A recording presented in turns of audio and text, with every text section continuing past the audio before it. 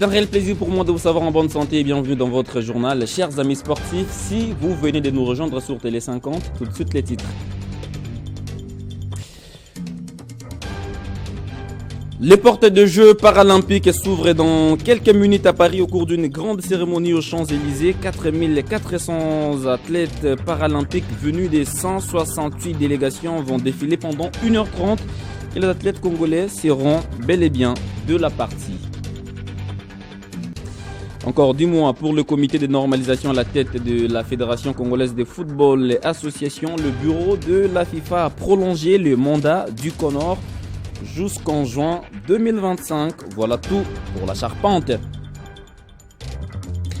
Bonsoir à toutes et à tous, ouvrons ce journal avec les nouvelles du comité de normalisation de la Fédération congolaise de football association, prolongée jusqu'au mois de juin 2025 par le bureau du conseil de la Fédération internationale de football association. C'est dans le but de permettre au CONOR de finir sa mission, celle de redresser le football congolais et organiser les élections à tous les niveaux et surtout doter la FECOFA d'un comité exécutif. La FIFA prolonge la mission du CONOR à quelques semaines de l'Assemblée générale de la CAF qui se tiendra à Kinshasa.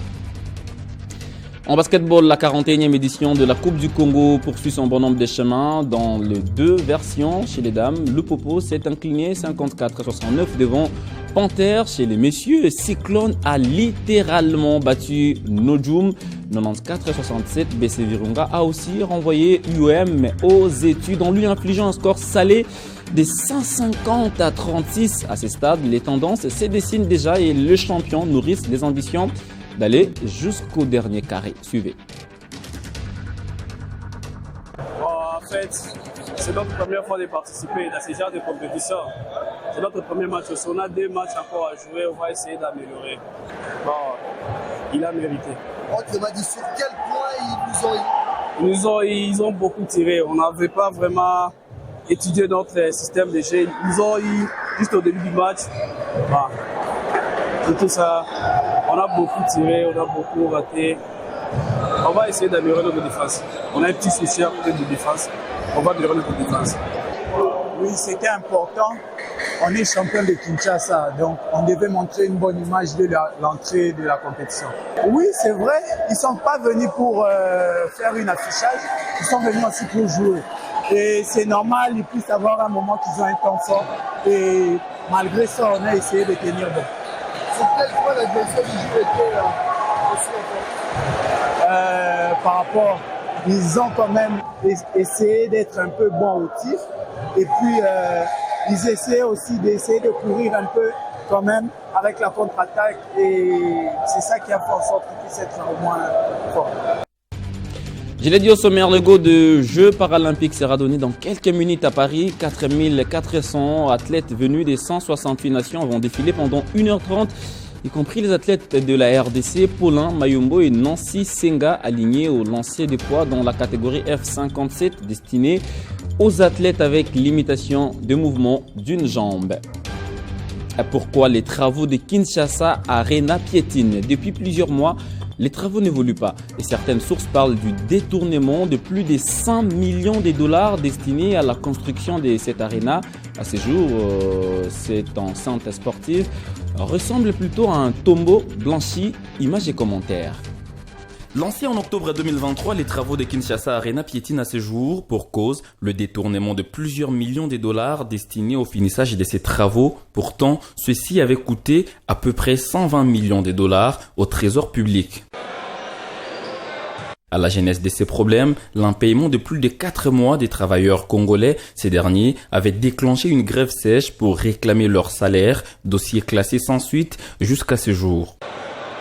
Marigot créé à l'intérieur, grue abandonnée, Kinshasa Arena ressemble à ce jour à un tombeau blanchi alors que son inauguration était annoncée au mois de novembre de l'année en cours. Selon plusieurs sources, Milvest devait préfinancer les travaux, mais pourquoi ça bloque?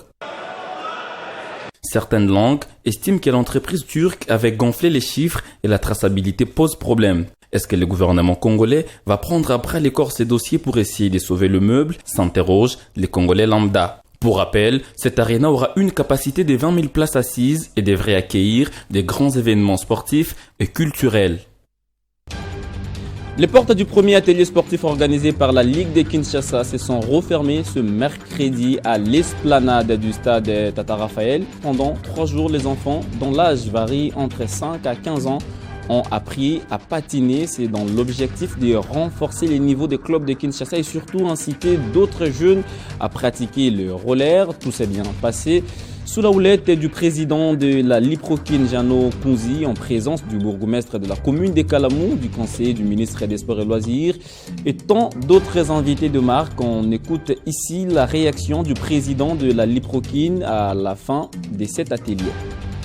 Il faut donner l'importance au niveau des rollers, donner l'importance dans notre sport, donner l'importance surtout la ville de Kinshasa, donner une place pour les rollers, avoir d'abord des terrains, des emplacements aussi pour les rollers. Non, il y a beaucoup d'ateliers. Ça nous a permis d'abord pour clôturer l'année en vacances en beauté.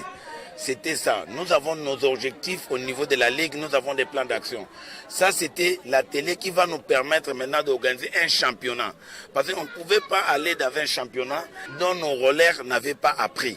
Comme il vient de sortir fraîchement de l'atelier, bientôt on va organiser un championnat pour donner les soufflets au niveau de la RDC.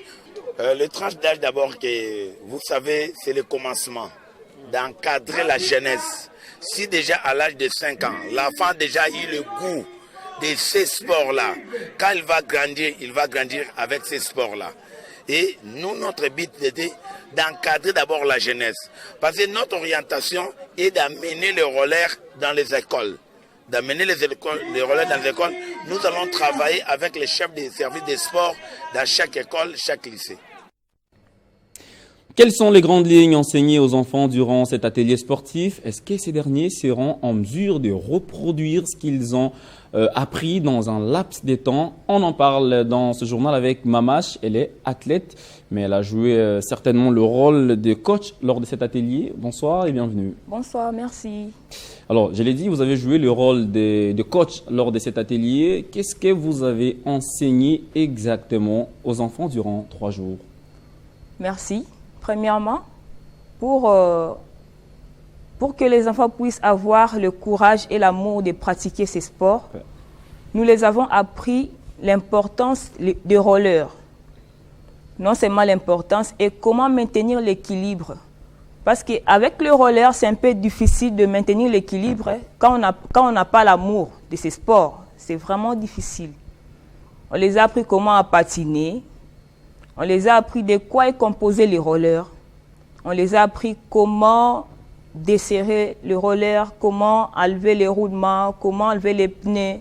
Tout ça, ça a contribué à leur apprentissage de ces 3 jours. Alors, c'était quand même important. Vous avez joué un rôle alors très important, puisque je vous ai vu sur terrain, en mouvement. Mais est-ce que ces enfants ont bien assimilé toute la matière qui leur était enseignée? Apparemment, oui. Pourquoi j'ai dit ça? Parce qu'on avait le débutant et les gens qui ont déjà commencé il y a 2 à 3 ans comme ça. C'était un peu impossible de les encadrer le premier jour, mais ils sont vraiment concentrés et ils donnent tant d'amour pour ces sports. Et il y a ceux qui ont eu à patiner même dans 2 jours. Voilà les bons résultats. Alors, vous êtes aussi athlète depuis belle lurette. Ces genres d'initiatives, on les voit difficilement à Kinshasa.